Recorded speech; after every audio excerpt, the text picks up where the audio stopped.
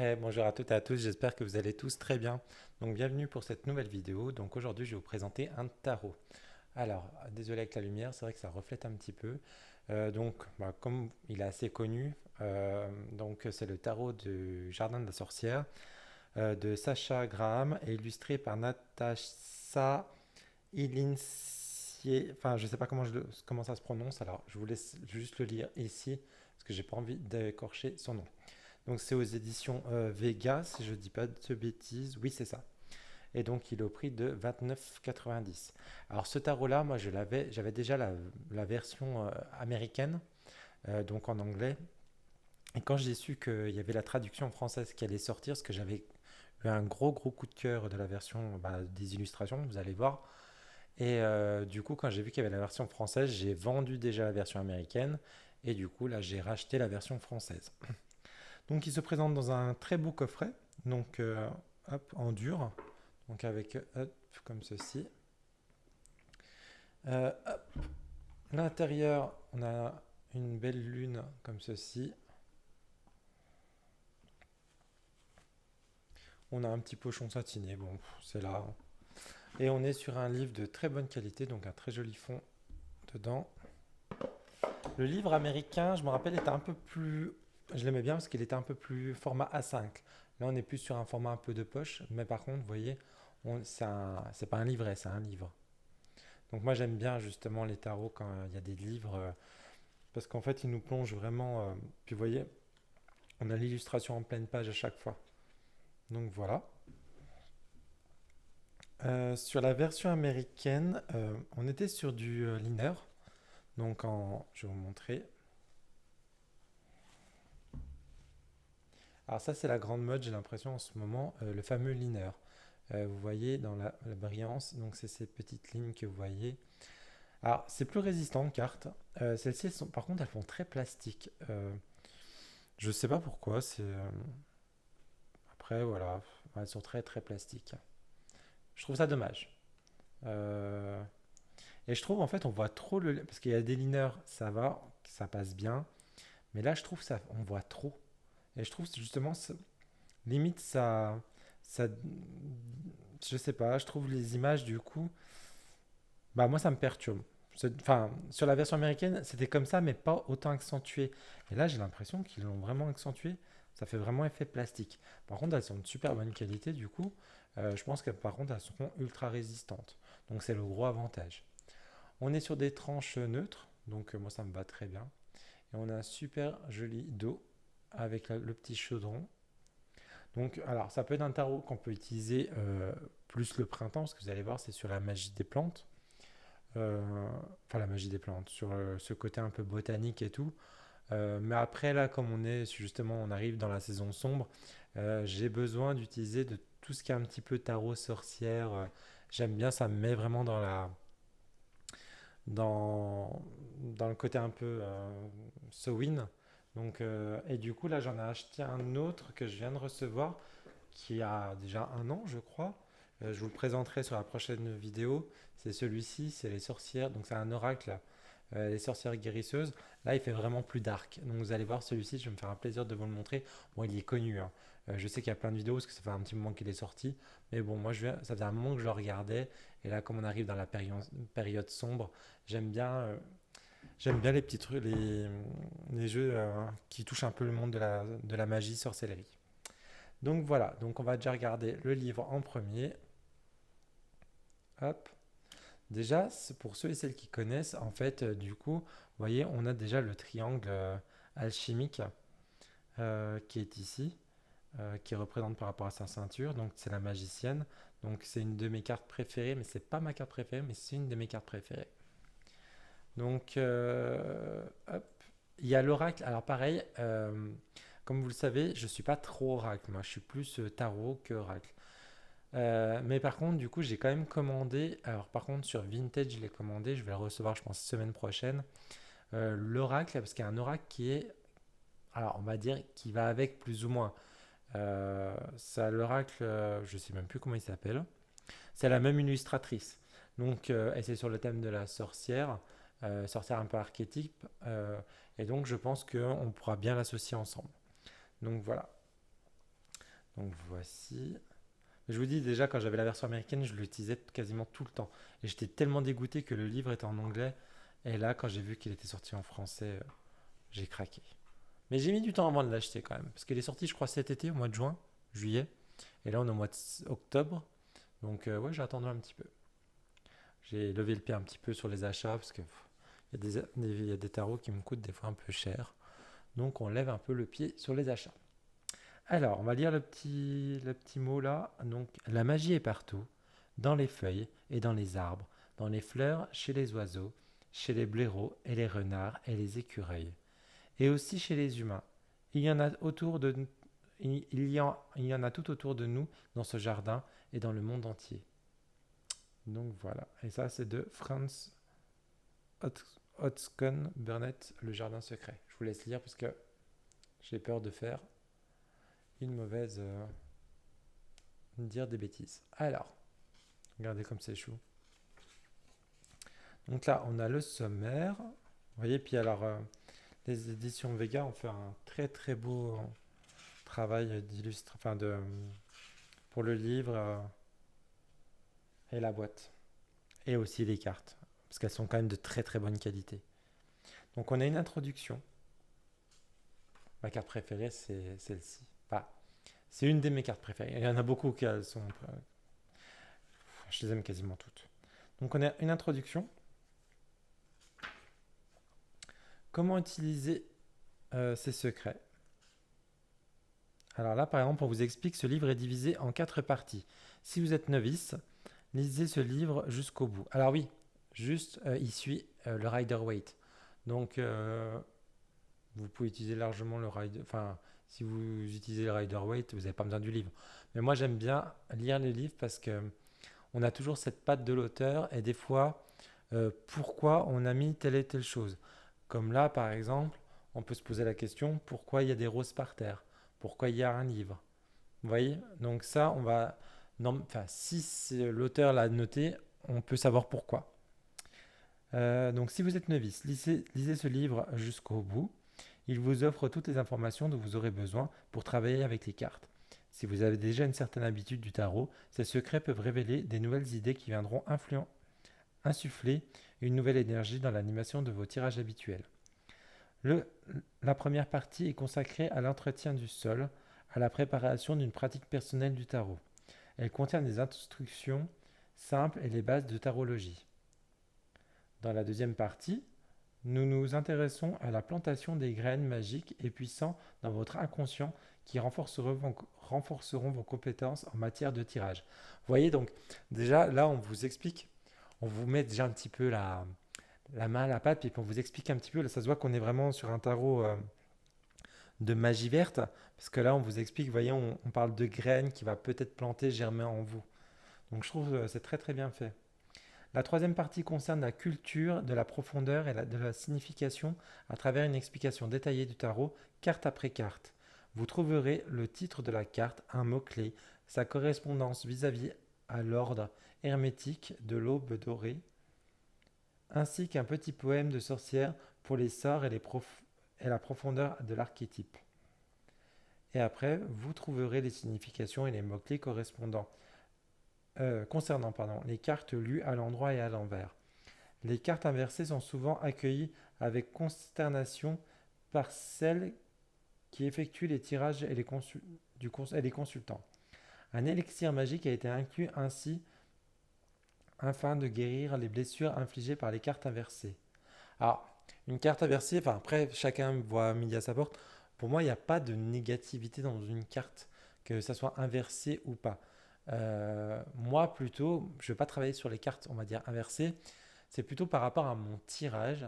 S'il y a une carte à un endroit, j'ai dit que cette carte-là, ça sera une carte de blocage. Donc, en fait, c'est par rapport à ça.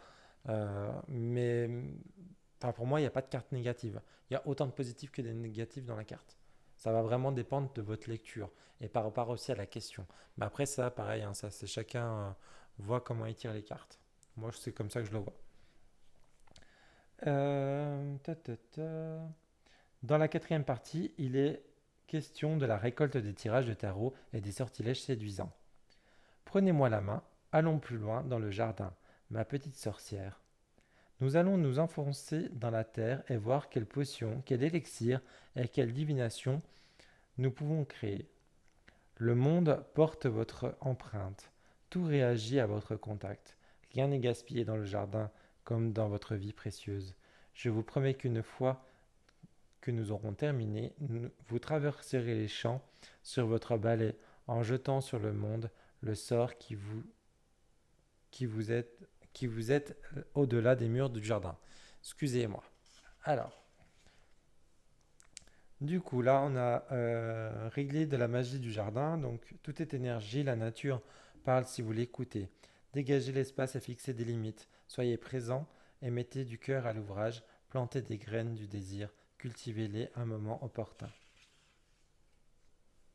Donc là, bah voilà, on vous explique, hein. Donc là, préparez le sol. Donc là, c'est la première partie, comme on vous expliquait juste avant. Donc, manipulation et entretien des cartes. Rituel sacré. Comment conserver les cartes? Est-ce qu'on vous parle pour consacrer peut-être? Ah, c'est peut-être ça. Pour rituel sacré, c'est peut-être pour les consacrer. Après, vous n'êtes pas obligé de le faire. Moi, je sais que j'aime bien consacrer mes jeux. Alors, pour ceux et celles qui ne savent pas, qui sont là juste pour tirer, en fait, quand on dit consacrer, donc en fait, on va rendre sacré quelque chose. On va vraiment lui créer symboliquement qu'est-ce qu'il va faire pour nous. Donc voilà, mais après, vous n'êtes pas obligé de le faire. Moi, j'aime bien. Euh, Comme moi, j'aime bien dormir avec les tarots avec qui je tire beaucoup en ce moment. Là, en ce moment, depuis que je l'ai, en fait, je dors avec le, le tarot de Karine Justeby. Ah mince, j'ai perdu le nom. Le Justeby Witch, pardon. Donc, comment conserver les cartes? Après, grimoire du tarot, base du tirage de tarot. Je trouve le livre est assez complet, donc pour les débutants, ça peut être pas mal. Lire le tarot immédiatement. Voilà. Après, on a la pratique quotidienne. Après, on arrive dans la deuxième partie, donc planter les graines. Donc les arcanes majeures, non, pardon, les arcanes majeures. Donc le voyage terrestre de la sorcière, le voyage spirituel, le voyage céleste et les arcanes mineures après.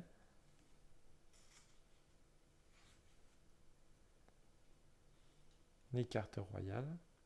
Après, tarot et astrologie. Alors ça, je connais un peu moins, parce que je ne suis pas très astrologie. Numérologie. Vous voyez, on a quand même, vous voyez, le chiffre 1, c'est pour le départ et tout. Couleur clandestine. Ouais, il est vraiment complet quand même, hein. Voyage initiatif. Partie 3. Cultiver la profondeur et le sens. Et après, on attaque avec les cartes majeures. Enfin, du coup, les cartes. Donc, du coup, on a le nom de la carte. Du coup, on va dire ce que représente la carte. Donc, le fou. Enfin, là, il l'appelle la folle. Ah, la folle, moi, ça me dérange tout le temps. Je sais pas pourquoi. Euh, je, je trouve des fois, en ce moment, on a souvent l'habitude de renommer le fou la folle. Parce qu'on fait beaucoup de tarot féminin. Euh, Là, la folle, ça me dérange un peu. Comme après, vous voyez, après c'est la magicienne, ça me dérange moins. Mais la folle, je trouve, ça fait, comment dire, euh, ça fait vraiment un petit peu le côté, bah, euh, la folle, c'était très très péjoratif. Alors le fou, vous allez me dire, c'est très péjoratif, mais je trouve c'est la folle, c'était quelque chose de encore plus péjoratif. Et je trouve, ouais, je sais pas, ça me dérange. Enfin bref, ça c'était la petite parenthèse. Donc là, du coup, on a le numéro, le nom, le commencement, donc c'est ce que ça veut dire. On a son élément, donc l'élément de l'air, qu'on retrouve ici hein, en symbole alchimique. On a un petit texte, donc fraîche comme la scintillante rosée, vous étiez une fois. Qu'importe la rudesse de la montée, ayez foi, la destinée, franchissez le pas. Après, du coup, on a un petit texte, je pense, justement sur la carte. Ah oui, pour vous expliquer avec le symbole et tout, donc ça c'est bien. Au pire, on tirera une petite carte après, comme ça on le lira. Et après, on a à l'endroit, à l'envers, et on a quelques pour rectifier l'inversion. Ah, et après, on a une petite question pour se poser la question. Bah, là, par exemple, comment puis-je recommencer? Donc ça peut être pas mal, hein. Et du coup, on a que ça pour chaque carte, vous voyez, et toujours avec une. Elle est magnifique cette illustration. Et comme ça à chaque fois. Hop. Mais on n'a pas de tirage, je suis en train de penser. Je pensais que sur la version américaine, il y avait des tirages. C'est dommage, je l'ai vendu parce que je peux même pas le comparer. Mais si j'avais su, par contre, bah, j'aurais gardé les cartes américaines, j'aurais gardé le livre et j'aurais gardé les cartes américaines. Parce que je trouve qu'elles étaient un peu moins plastiques. Mais bon, au moins je pourrais les emmener partout, comme ça je risque pas de les abîmer. Je vais juste regarder à la fin. Ah si, on a, voilà, ah bah, je crois que sur le livre en anglais, je crois que les tirages étaient au début. Enfin bref, peut-être, je sais plus. Étape pour jeter des sorts. Voilà. Rédigez votre intention magique, rassemblez les objets correspondants, réfléchissez au moment opportun, procédez à un nettoyage, visualisez, exprimez votre gratitude, libérez, ayez confiance. Et donc là, on vous explique peut-être du coup pour ça jeter des sorts avec les cartes. Et après, nous avons bien des tirages, donc l'amour, romance, donc tirage des âmes sœurs, tirage pour une nouvelle relation amoureuse. On a même un petit sortilège. On a la maison jardin, donc tirage du jardin. On a tirage financier. On a le petit sortilège pour la maison de ses rêves. On a la famille et ancêtres, tirage du foyer, heureux, sagesse ancestrale. Ah, elle est pas mal celui-là. On a un sortilège de la fée marraine. C'est bien, on a un petit sortilège à chaque fois. Cœur et santé. Donc tirage de l'amour, tirage de la santé. Ah, bon, tirage de la santé, moi je suis pas trop. Alors, ça va dépendre plutôt santé et santé, hein. Ouais. On va dire c'est peut-être plus santé, on va dire plus physique, hein. Peut-être qu'on manque de sport, des choses comme ça. Sortilège pour une bonne nuit de sommeil. Moment de transition et vie antérieure, c'est pas mal ça aussi. Donc tirage de transition de la vie, tirage des vies antérieures, ok. On en a pas mal, hein. Donc sortilège pour le mois futur. Chemin de vie, évolution de l'âme, donc tirage de la vie, tirage de l'âme sacrée, avec un sortilège de l'allée du jardin. On a toujours encore des tirages, bah dis donc, c'est pas souvent qu'on a autant de tirages, hein. Rêve et communication avec les esprits, donc tirage du travail des rêves. Rencontrer mon guide spirituel, pas mal. Donc là, on a le sort pour éloigner un fantôme. Présage et signe, donc tirage des présages, tirage de la destinée. Et on a un sortilège pour développer les facultés psychiques. Après, on a une petite conclusion. Hop là, j'étais trop vite. Une petite conclusion. Le secret, c'est vous. Et après, on a un petit mot sur l'auteur et l'illustratrice qui vit en Écosse. Et l'auteur, elle est américaine, à New York. Et voilà. Et la qualité du livre est très très bonne, hein. Très bonne qualité papier. On est sur un effet glossy et tout. Enfin voilà. Bon, maintenant on va regarder les cartes parce que je sais que c'est ça que vous voulez voir. Hop là. Alors, on va zoomer un petit peu. Voilà, comme ça vous voyez bien. Juste pour comparer avec le tarot arthurien. Attendez, je vais dézoomer un petit peu pour vous voir. Donc on est sur de la taille standard, hein, vous voyez, hein. Donc ça doit être du 12 par 7. Et donc voilà. Donc là, vous voyez, hein, donc on a l'illustration et on a le numéro de la carte avec le nom de la carte. Donc là, la folle, la magicienne. Donc là, on retrouve vraiment, hein, vous voyez, le signe de l'infini. On a la table avec les éléments, la baguette, l'épée, le denier et la coupe. On a un petit renard, le chat noir, on a des roses. C'est bien parce qu'il faut vraiment bien regarder ce que je trouve. Il y a, il y a vraiment Enfin, il suit vraiment le rider. Puis du coup, tout autour, on peut regarder un petit peu pour s'inspirer. Vous voyez, là, on a les deux arbres qui peuvent représenter les tours. On a la lune. Même ici, on a la triple lune sur le visage, sur sa tête. On a bah, du coup le parchemin, ou des fois c'est le livre. Là, on a la grenade, donc le fruit de la connaissance. Et on a de l'eau pour le côté émotion aussi. Donc là, on a l'impératrice, l'empereur. Elles sont vraiment toutes belles, hein. Franchement, là, c'est pour ça que j'ai hâte de recevoir l'oracle, parce que j'aime beaucoup vraiment la patte de l'artiste. C'est vraiment top. Par contre, j'espère vraiment pas que ça sera en qualité liner comme ça. Parce que vraiment, c'est vraiment dommage. Pourtant, elles sont de super bonne qualité. Il y en a qui aiment bien, hein. Mais je trouve que c'est trop voyant là. Et elles font trop plastique. Elle est vraiment belle celle-ci, le hiérophante. Je l'adore. Les amoureux. Alors vous allez voir, il y a beaucoup de femmes, hein. Il y a très peu d'hommes. Le chariot.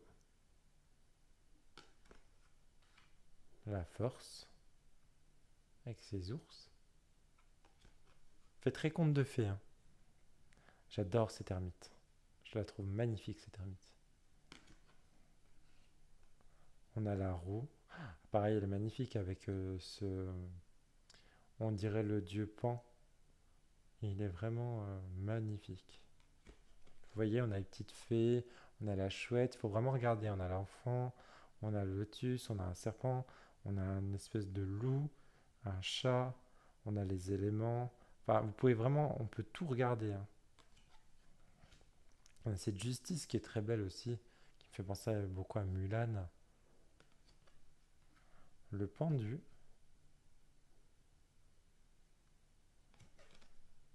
Ah oui, ça, j'avais pas vu là. C'est un porc-épic, on dirait. Elle fait très Halloween là en ce moment. Là, au moment que je vous tourne la vidéo, on est le 1er octobre. Donc c'est vrai qu'elle me fait vraiment penser à Halloween celle-ci. Elle est très très belle cette carte de la mort. Et si vous voyez bien, on regarde bien, il y a une femme qui est en train de pleurer derrière une tombe. On a cette petite fille qui offre quelque chose à la mort, justement. Donc on a ces fameux corbeaux. Non, c'est une très très belle carte aussi. La tempérance, le diable,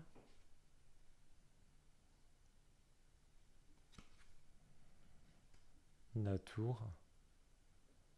Et je la trouverais très réconfortante, pardon, cette carte. Parce que donc on a cette tour, donc cette foudre qui s'abat sur cette cabane des enfants. Ces enfants qui tombent. Mais si on regarde bien, on a la fée et deux petits blaireaux qui tendent en fait. Et c'est là qu'on se dit, bah tout est détruit peut-être. Mais du coup, on a quand même quelqu'un.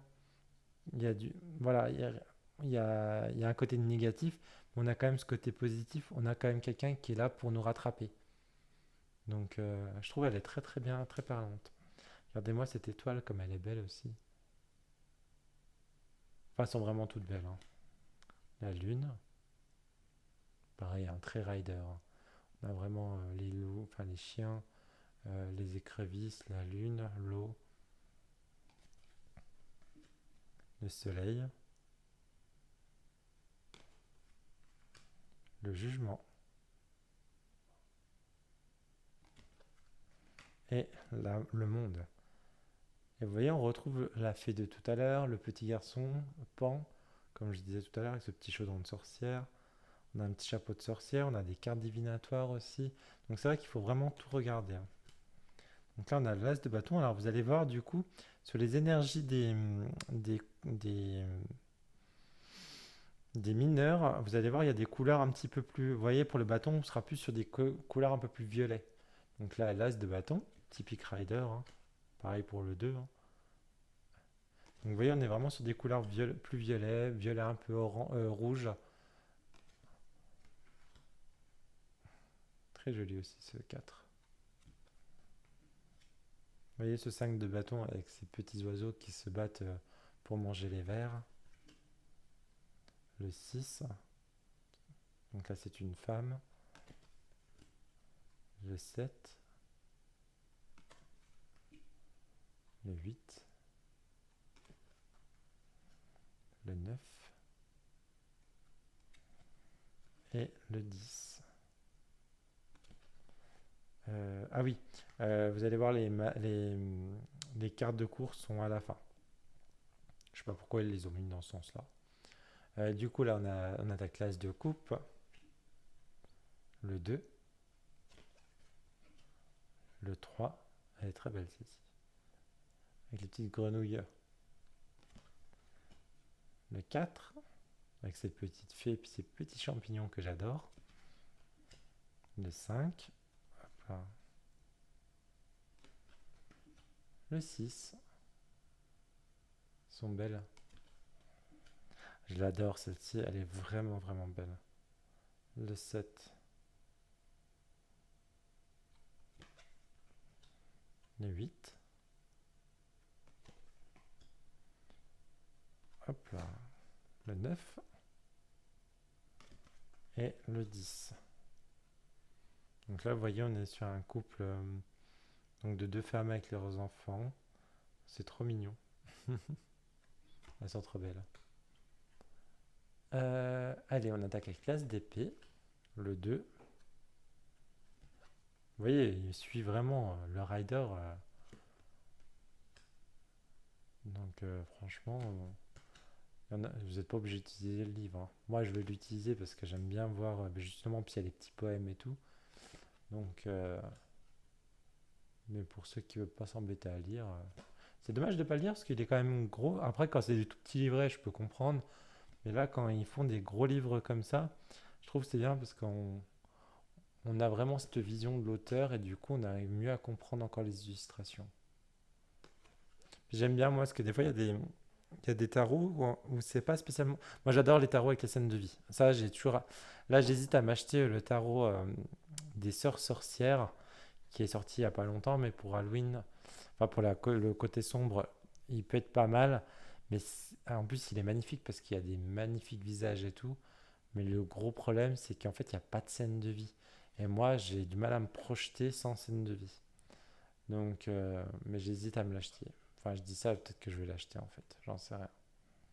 Donc là, on est arrivé sur les deniers. Je me dépêche parce qu'en fait, je viens de voir que j'ai quasiment plus de batterie sur mon téléphone. Donc j'ai peur que la vidéo se coupe à tout moment. Donc j'essaie de me dépêcher. Donc là, on a le 6. Le 7. Vous voyez, en plus, elle tire les cartes en même temps. Le 8. Et je ne sais pas si vous avez remarqué, la part du temps, les enfants, il y a toujours une petite fée, mais les enfants ou les personnages, c'est souvent les mêmes qui reviennent, hein. Elle est belle cette 9 de denier aussi. Très très belle. On a le 10.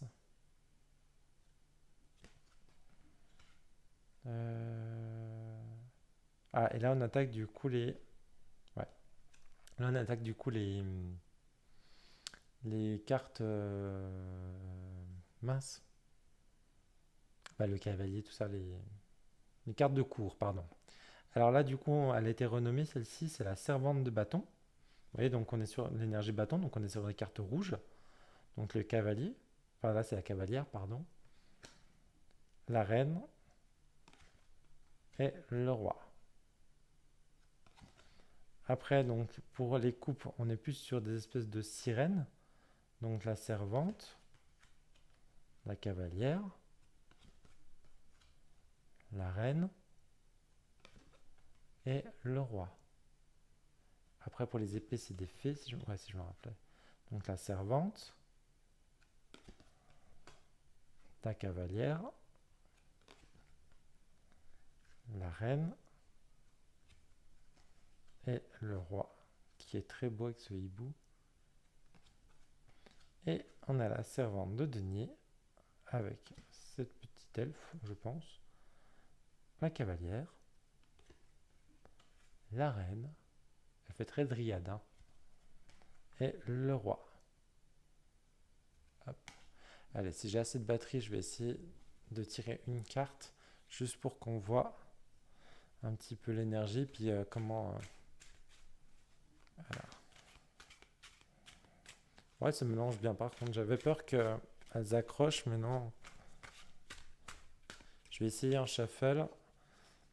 Je le fais pas souvent. Voir si...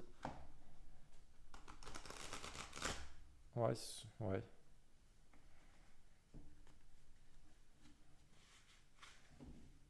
Oui, ça va. Elles collent un petit peu entre elles, par contre.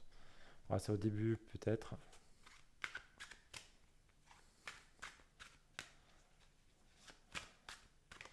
On va voir pour les étaler, pour voir. Ouais, ouais, ça va, si. Allez, on va en choisir une. Allez, celle-ci. Ah, la diablesse. Allez, on va aller lire ce que ça nous dit dans le livre.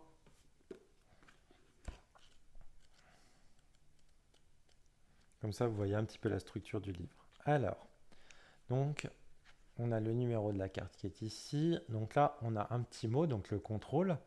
Donc, on est sur le signe du Capricorne. Colère, souffre, feu et haine. Tentation de l'envie, lâchez la pas. Le jeu de la diablesse n'est qu'illusion vaine. Déjouez tous ces sombres contrats. L'heure des sorcières vient de sonner et vous vous retrouvez dans un bassin d'obscurité languissante couleur d'encre. Un rire dément et perçant rompt le silence et les poils se hérissent sur votre nuque. Le goût amer de la peur vous remonte dans le fond de la gorge et vous remplit le ventre, mais vous continuez de vous approcher de ce bruit malgré tout. Une force supérieure à la vôtre vous pousse à continuer dans la direction du cri. Ce dernier vous conduit vers la lumière des flammes lointaines. Vous vous faufilez dans les buissons pour vous approcher de plus près, plus près de la vision sans vous faire remarquer. Une femme terrifiante se prélasse dans une exaltation déchaînée. Les amoureux sont enchaînés comme les chiens à ses pieds. Ils pourraient facilement retirer les chaînes de leur cou, mais au lieu de cela, ils se regardent l'un à l'autre. Est-ce une punition? Est-ce un choix de leur part? Bienvenue dans l'archétype de la diablesse. Donc là, on explique bien quand même, hein. Puis du coup, vous voyez bien, vous avez l'image en grand au cas où, si vous voulez mieux vérifier par rapport à la carte. Le secret de la carte de la diablesse est l'ego. Plus les amoureux sont en colère, plus la puissance de la diablesse augmente. Celle-ci se nourrit de la honte. Le manque d'estime de soi et le rejet de la responsabilité sur autrui engendrent le chaos, privent l'individu du vrai dans sa vie. Les chaînes du désir de la diablesse empêchent l'individu de connaître la paix dans l'instant présent. La diablesse, c'est la distraction. D'un point de vue ésotérique, la sorcière doit transcender la diablesse afin de répandre sa magie. Nul besoin pour la sorcière d'oxyre le démon. L'ego et la peur ont pour fonction primordiale la préservation de l'individu face au danger. Le travail de la sorcière consiste à comprendre le fonctionnement de la peur et de l'ego afin de ne pas devenir victime. Donc après on vous explique à l'endroit. À l'endroit, donc la carte dit le désordre de l'esprit, addiction et confusion, le côté obscur du moi, l'ego, les chaînes qui vous asservissent, le chaos et la cruauté, le besoin impérieux de contrôler une situation. Après, on vous dit à l'envers. À l'envers, c'est une peur paralysante, être timide alors que la bravoure est de mise, permettre aux autres de vous contrôler. Et après, on vous met une petite phrase en bas, donc pour rectifier l'inversion, posez la question. Comment puis-je retrouver mon véritable pouvoir? Donc par exemple, ça, on peut l'utiliser pour du shadow work. Donc voilà, mais écoutez, j'espère que cette vidéo déjà vous a plu, que ce tarot vous a plu. Pareil, je ne sais pas si vous le connaissiez. Bon, je pense que oui, parce qu'on l'a vu quand même passer pas mal de fois, là, surtout cet été, donc, quand il est passé en version française. Il y a pas mal de mes confrères de YouTube, si je puis dire, qui l'ont présenté. Euh, c'est vrai qu'il est vraiment sympa. Donc, bah pareil, donc si vous a plu, si la vidéo vous a plu, n'hésitez pas à mettre un petit pouce, enfin un petit commentaire, ça me permet de monter en visibilité, comme je vous dis à chaque fois. Merci encore pour les nouveaux abonnements. J'ai vu qu'il y a des personnes qui se sont abonnées. On a passé la barre des 100 abonnés sur la chaîne YouTube. Donc je suis super content parce que ça fait que quelques mois que la chaîne existe. Donc c'est grâce à vous que ça monte petit à petit. Donc je suis super content. Puis ça me permet aussi Du coup, comme je vois que ça monte petit à petit, bah, du coup, je me permets de racheter des oracles parce que je m'étais freiné un petit peu. Mais on va dire que du coup, grâce à vous, je me permets de me racheter parce que je m'étais freiné un petit peu. Mais là, je me dis, on va dire que c'est mon. Enfin, je sais pas comment dire, mais enfin voilà, vous m'avez compris. Et pareil, n'hésitez pas à me rejoindre sur Instagram, me suivre. C'est le tarot de Mika. Donc voilà. Et bien écoutez, j'espère que pour vous, tout va bien en ce début de mois d'octobre. Et je vous souhaite à toutes et à tous une très belle soirée et je vous dis à très bientôt. Ciao, ciao.